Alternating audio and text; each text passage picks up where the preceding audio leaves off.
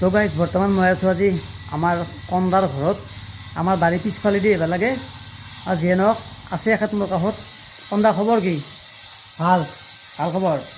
এই কন্দা আপুনি কিমান পঢ়া শুনা কৰিছিল নো? আপটো এনে PVS আপোনাৰ জীৱনত কিবা হৈছে নেকি? হোৱা নাই আকৌ। চাকৰিক লৈ কিবা ক'ব নেকি আপুনি? চাকৰি I was working in census department.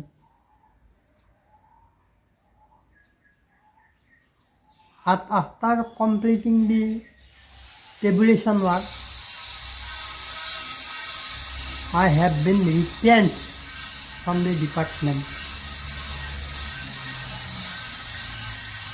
After that, I am without any employment. এই কন্দা এই ভিডিঅ'টো মই এৰি দিম নেকি? এৰি দিলে অসুবিধা হ'ব নেকি কিবা? নহয় নহয় ন? কিছুমান বস্তু জনাব লাগে ন ৰাইজৰ মাজত। কন্দা আপোনাৰ বিয়া বাৰু হোৱা নাই নেকি? বিয়া বাৰু হোৱা নাই। কি কাৰণত হোৱা নাই ইংৰাজীতে কৈ দিয়ক। I am an unmarried person.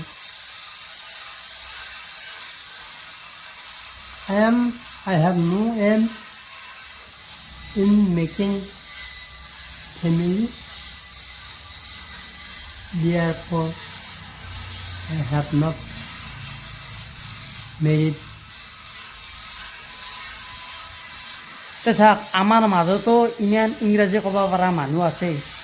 গতিকে মানুহে এনেকৈ যে অসমীয়া বগলাম নহয়।